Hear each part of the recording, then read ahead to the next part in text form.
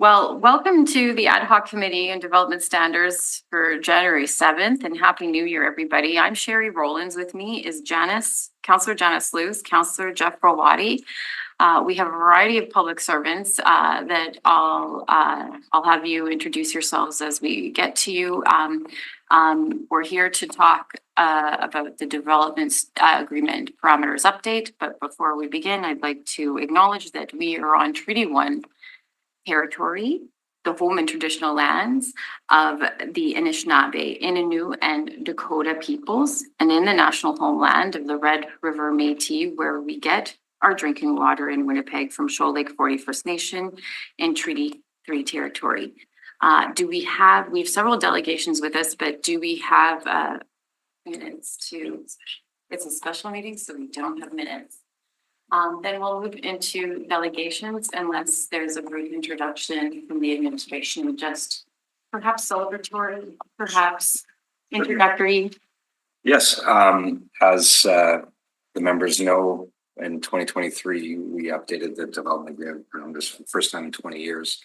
And at that time, continued to ongoing collaboration with UDI and providing council with regular updates on the parameters.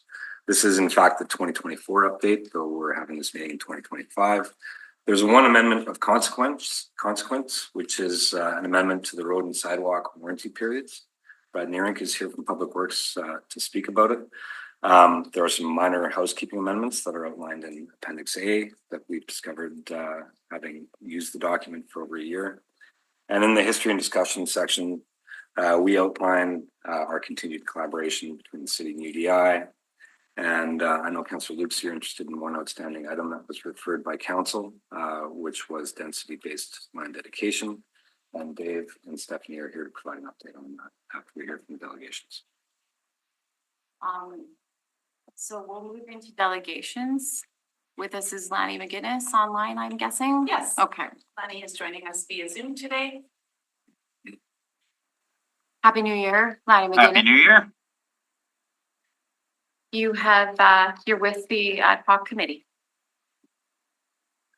Thank you for the chance to speak. My comments will be very brief today. My name's Lanny McGuinness. I'm President and CEO of the Manitoba Home Builders Association and Executive Director of the Urban Development Institute of Manitoba. Just wanted to share with the committee our support for the amendments, our support for the report, and our appreciation of the process and the collaboration that our organization and our members have had with the city administration. This report's a result of a year of ongoing collaboration and discussion and work as we collaborate to continue to improve the development agreement parameters. And I just want to thank the administration that are in the room and those who continue to work with us on a year-round basis as we strive to make development easier, clearer, and more seamless for both our industry and for the administration. So just wanted to share our appreciation of the work that they've done with us, and to thank the committee members for their support as this process continues and we see the positive results of it. Thanks very much. Any questions for Mr. McGuinness as a delegate today, councillors? All right, thank you very much for spending your time with us at the beginning of the meeting.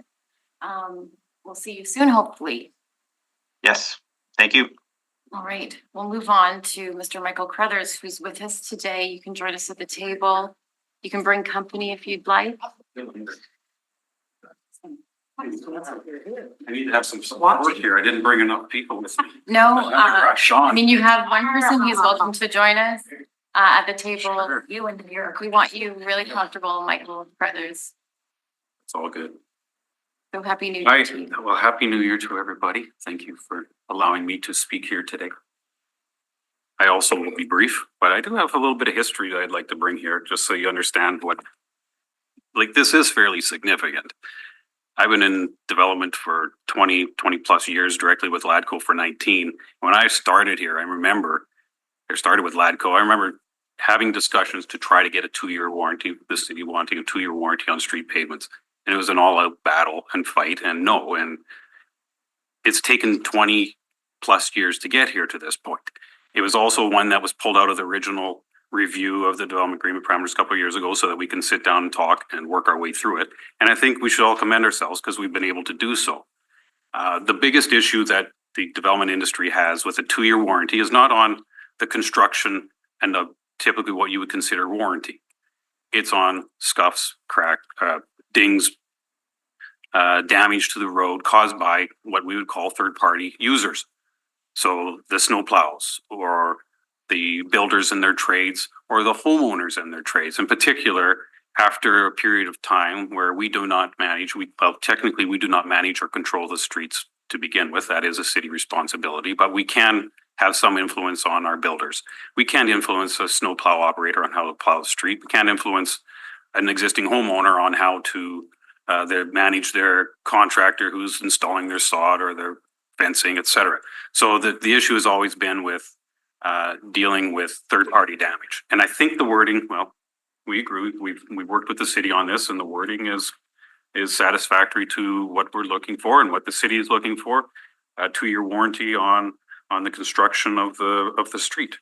And over the last 4 years as well, there's been at least 3 fairly major standards changes to pavement construction, which improves the actual constructability of the roads, and pavement acceptance manuals, so it's clear at the end of the warranty period of what we're looking at. And now we have the 2-year warranty on construction. So I think all told, it's been very successful, and we look forward to continuing this discussion going forward on other topics. If you have any questions, let me know. Otherwise, carry on. Thanks. Sure. So I hear you on this one because I see it all the time, right? I see it all the time what goes on, and it's just crazy what goes on sometimes, you know, when I'm driving around out in some of these developments. But I guess overall, I just am curious, were you pleased with the whole process of how it went this last round when what was this, Donovan was hired, and like, I mean, it was a long process, and I think it was during COVID, but did that, like, was it a moderately positive experience? Well, for sure. Anytime you can actually have the face-to-face discussions to find out what the issues are and how to resolve them, it works much better. This did not involve Donovan. This was pulled out from the larger review process and something that we worked on just the administration and the industry. And we had a number of meetings, and we went and did a field test, walked around on some streets. I think that's probably the best way to deal with things, is try to get an idea of what each other's position is. Mm-hmm. And where do sidewalks fit into this? Like, a lot of times the sidewalks go in before things are built, and then they just get trashed. Like, But typically, the sidewalks don't go in at the same time as the roads. They'll go in after. So they'll be on separate timelines. and what's the warranty on a sidewalk? It's 2 years as well, Too. going forward Right. in new development agreements, yes. Okay. So there'll be lots of sidewalk replacements. Yeah, like they just get, Sidewalks are another issue, another discussion on where they should be and shouldn't be. And right now, sidewalks are on all collector streets, Mhm. and we're needed on local streets. So are they going to be on all streets? We certainly want to have those discussions, because then they've just become, there's multiple different issues on sidewalks. and when's that coming up for discussion? Not anytime soon? That's not a development agreement parameter item. Great, thank you. You mentioned ambitions for other things, to get on with other things. Can you just briefly describe what's your top items? Top items would be probably dealing with some parks warranties, which those discussions are ongoing right now. Some sod warranties on boulevards, which also discussions are ongoing right now. Those would be the two that are on the developers list for today, probably to deal in 2025. And I think that's probably enough for us to talk about for 1 year. Okay, that's fair. Okay. Well, thanks very much for your time. and for being here today. It means a lot that you came. Thank you. Okay, just one question. yes, We're gonna talk about green space and parks, are we? We're gonna talk We about can. that? Yeah. We can. So I'm just gonna throw this out at you. So, as we densify the city, right, as we do densification and we get more and more development and more densification from like with multifamily, with single family, people are wanting more green space, right? They want more green space. So we have a ratio right now. We're getting hammered that it's not enough of a ratio. Maybe developers think it is enough of a ratio. I don't know, any Are you talking in suburban areas or infill? The infill, most of your infill, you don't get any park dedication out of it. Yeah, I guess it's suburban areas. I think our 8% plus cost of developing it is good. I think it's a workable solution. I think I don't see any of our communities now needing any additional. In fact, sometimes we hear that too much. Mhm. So I'm not hearing anybody saying that we don't have enough. Maybe the timing of bringing it on might not be satisfactory to others. That's something that could be probably worked on. That's why. Yeah. But we Okay. could, bringing parks on is something that could be probably worked on, but additional land, I don't think so. I think that'll be one that, if you're talking in suburban communities because of density, Yeah. our densities have not gone up that much. We've done a pretty good job of bringing it from, say, 7 units an acre to 9 or 10, but I don't know if that actually increases any demand for park space. Mhm. Mhm.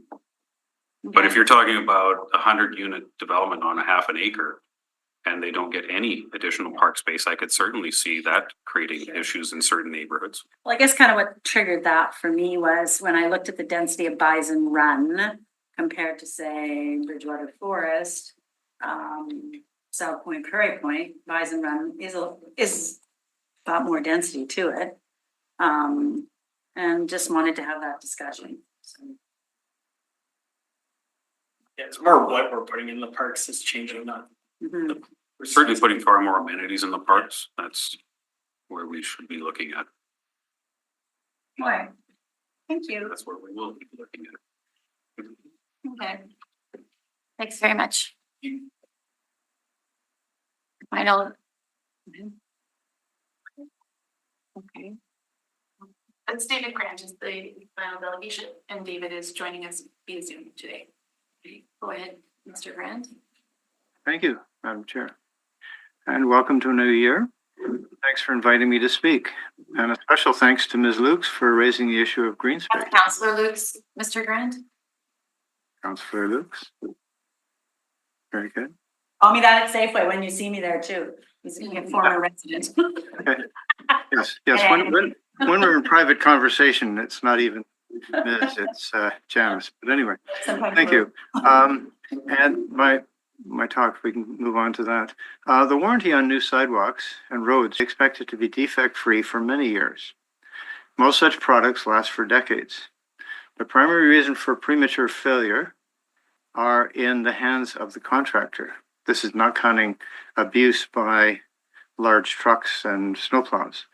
The quality of the concrete, properly prepared bases, and so on are important.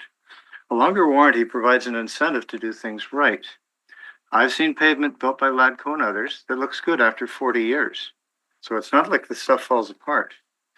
And we note that there were sections during my commuting by bus, sections of the BRT where the concrete failed in some places in less than 2 years.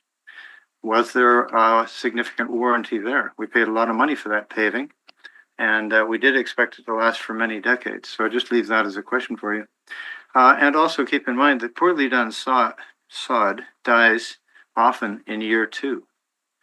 I've walked around much of Fargo. Every block of new sidewalk there is imprinted with the name of the company which did the work. This is not a new idea. It works. Why are we moving the other way with this plan towards shorter warranty? I mean, this is 2 years is better than 1, but why are we moving toward anonymous work and short warranty? Exotica like fountains should have long warranties, or maybe we shouldn't be buying them at all.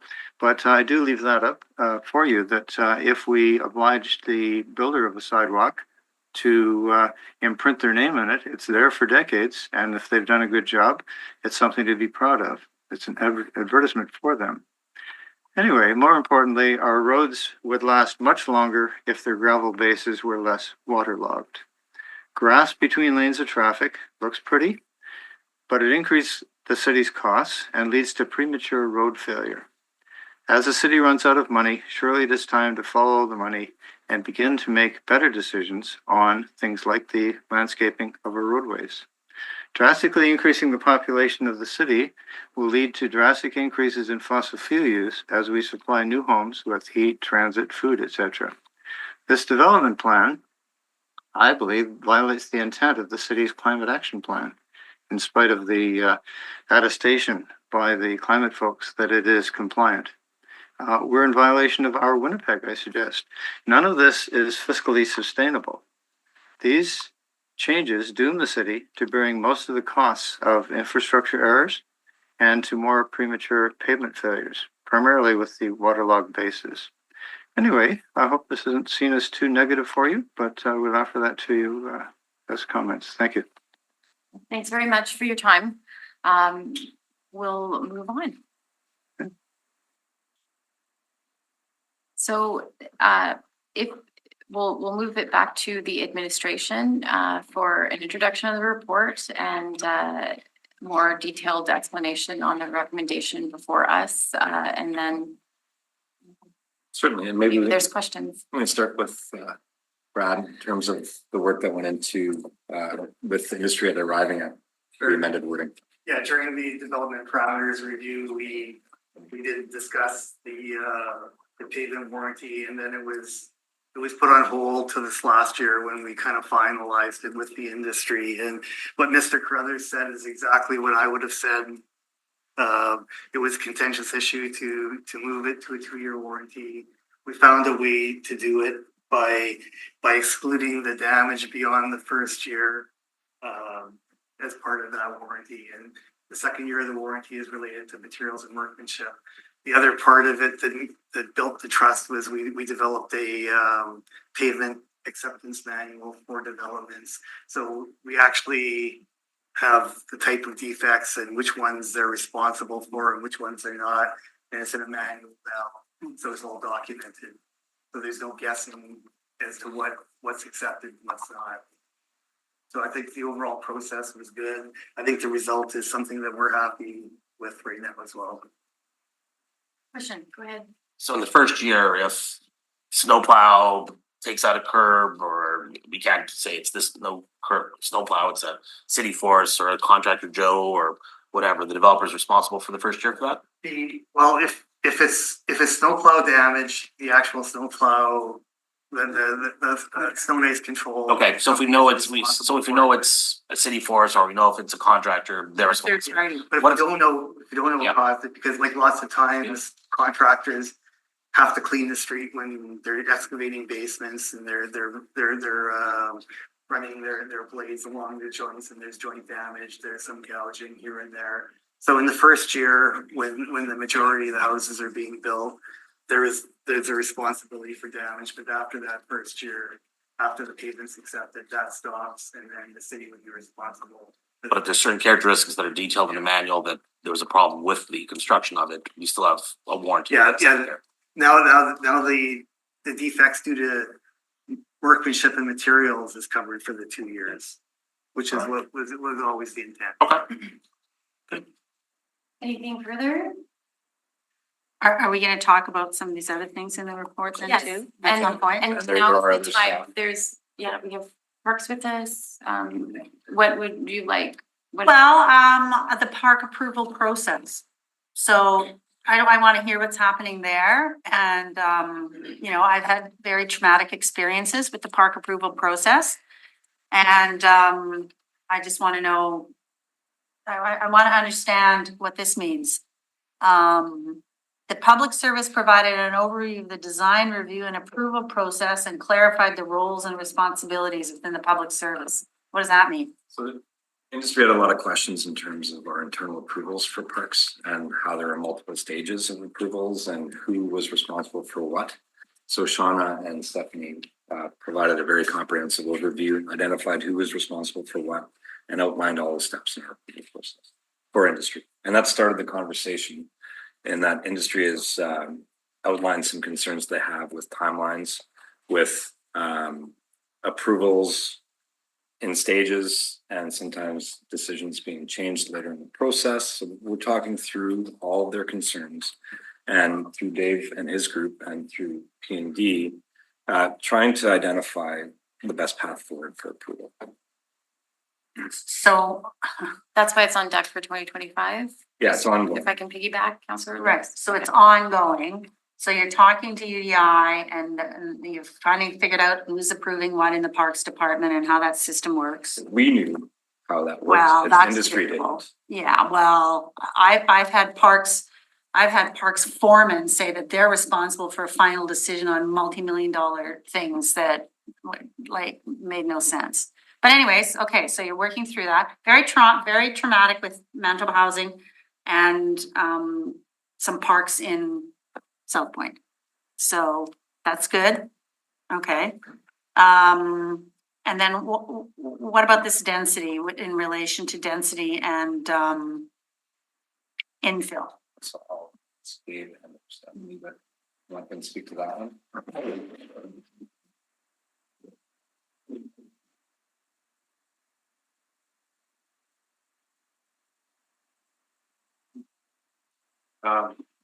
I'll start and let Stephanie, I need you already. Definitely, no question. Well, welcome. Thank you. And thanks for your work and thanks for the ambitions that everyone has for parks always, including this work that you're embarking on this upcoming year. Thank you for that comment. Appreciate it very much. Densities issues are a concern to us in parks when there are either, multifamily around a small park area, as you have already stated. I guess the discussions that we've had is it works towards it. Do they need more different amenities or more land?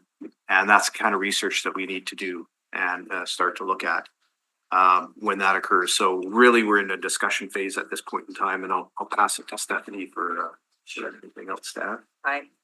Thanks. We did have some meetings, actually, Mike, you were at those to discuss density when we were going through the review process of the development agreement parameters.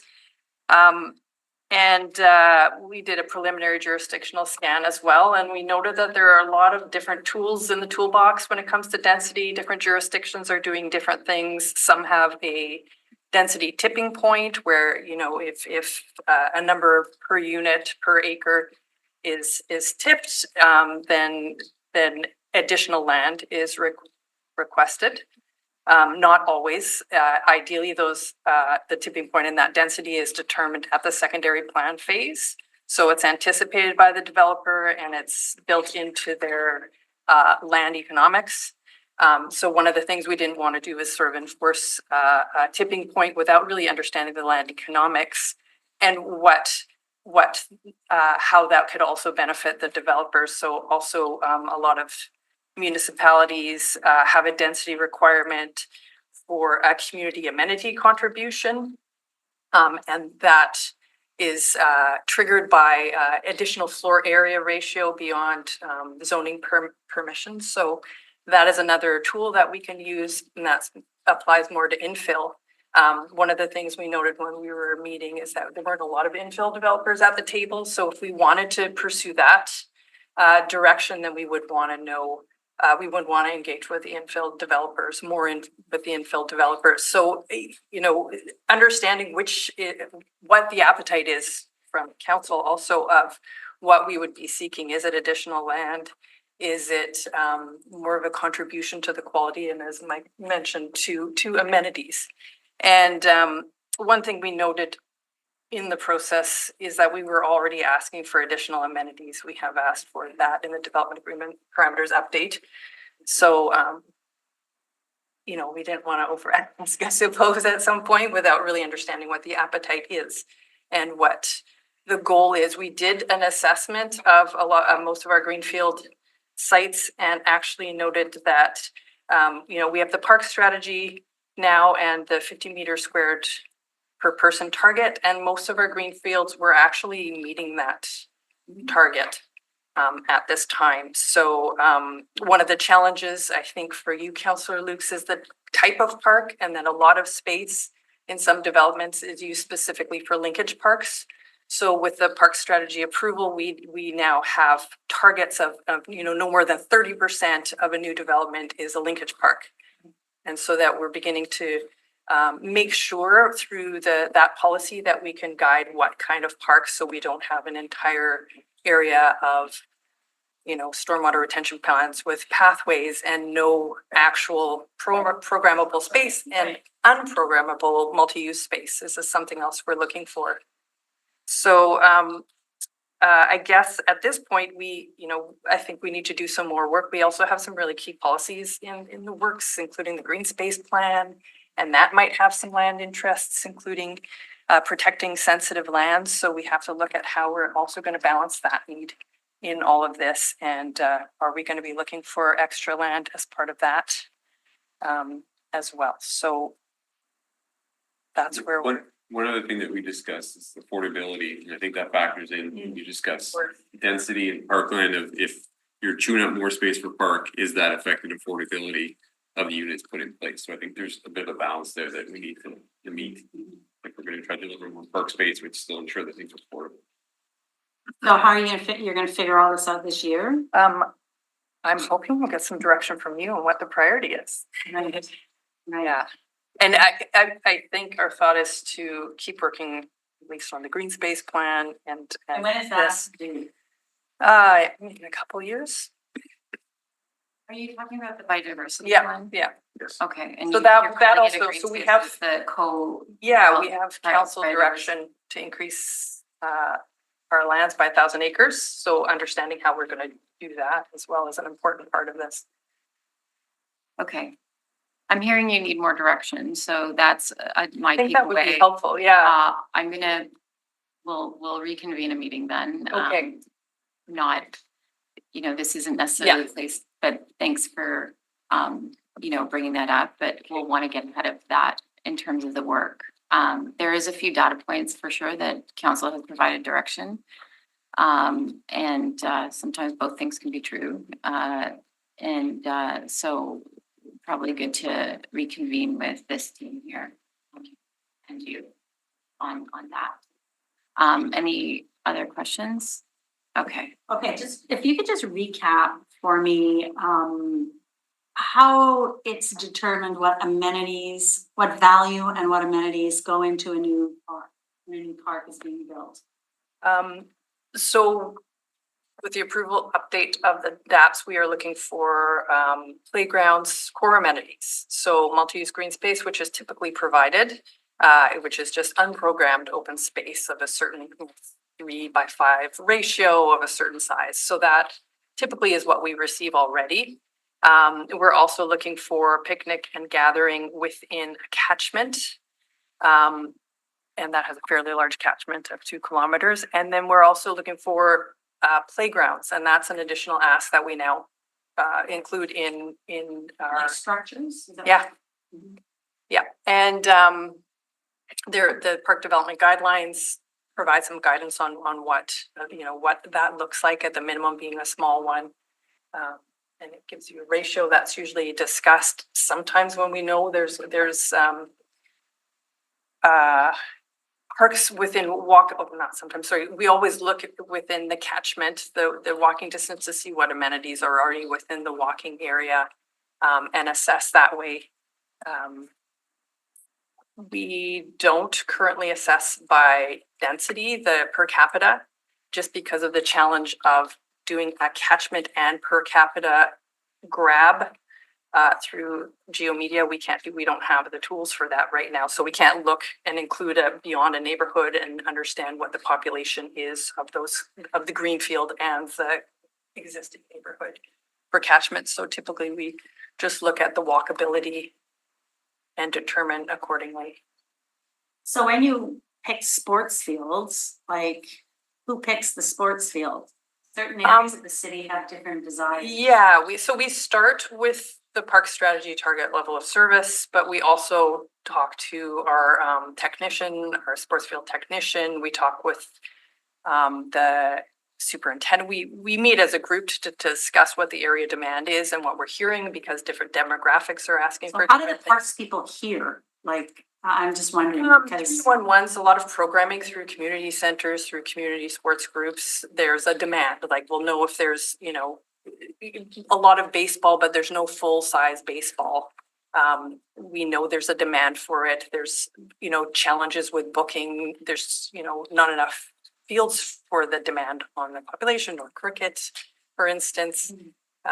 It's a sort of supply demand observation by the people who are on the ground. they don't really reach out to councillors and ask them. That I'm aware of in any of my parks, never. Yeah. And we have many new Canadians coming, who rarely contact government officials, rarely use 311. That's what I find. Yeah. So, yeah, like in some ways it's great, they don't call you and bug you. But there's I think sometimes they're missing it on what's desired. Yeah. I mean, we welcome input from council as well. So always, if we know the demand, council, of something, then we always welcome it as well. Okay. Okay, and then in here, what you've got provision to install rectangular athletic fields. So maybe just sort of elaborate what that is. You're doing well. Yeah. So one of the things that we know when we put in athletic fields is right now, the primary need that isn't currently filled is extra soil depth. So typically we get about 3 inches of soil, and then grass is planted, and then the field, once it becomes ours, or even before that it's opened, it's used, and that the grass can't establish itself deep enough. So we're getting basically mud for well-used sites. Some scenarios, yeah. All about that. So this primarily is seeking just extra soil depth at the time of construction, because for us to retroactively go back and add sod is just not feasible. Yeah. And as with other amendments, this was just introduced at the time Yes. that I wrote the report, so we haven't had a fulsome conversation with industry to gauge their support for the concept. We've looked at other cities too, and they are supporting larger depths of soil in their athletic fields. So that's kind of the preliminary research so far. Okay. I don't have any more questions.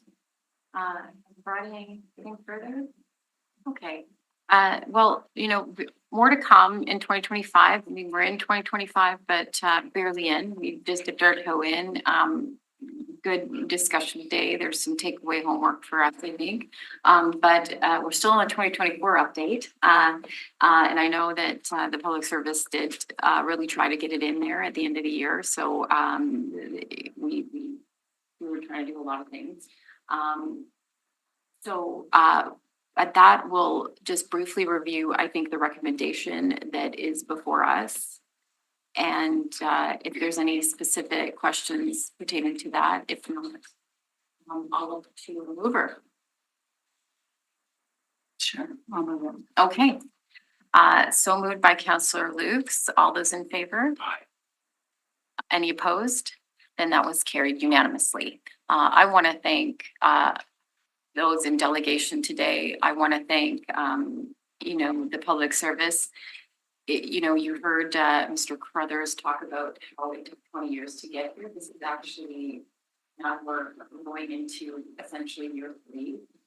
And it felt like a real milestone year when, in I think it was 2023, that marked the overturning of 20 years of work that that was long overdue. So I'm still very grateful to the team. I heard Lanny McGinnis say seamless.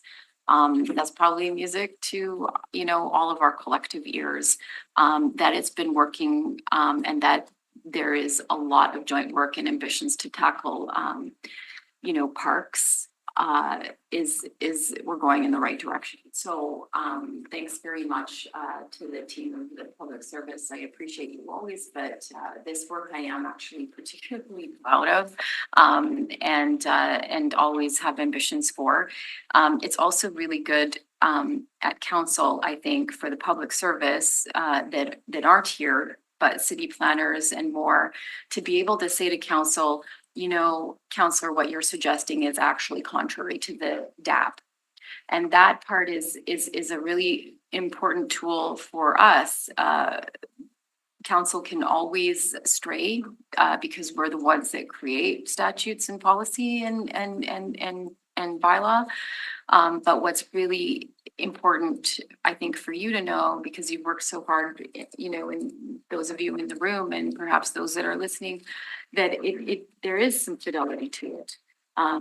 It's easy to stand up as chair of property and development and say, this doesn't have my support. It doesn't follow the DAP. It's been negotiated through hours and hours of work, including collective work of volunteers, that came from industry. So I just want to recognize that. And without further ado, you've got a unanimous motion on this year, 2024's work, and adjourn the meeting. So moved. Thanks. That was carried also unanimously. I just feel it in my heart. So thanks very much and Happy New Year, everybody. Thanks, everyone. Thanks.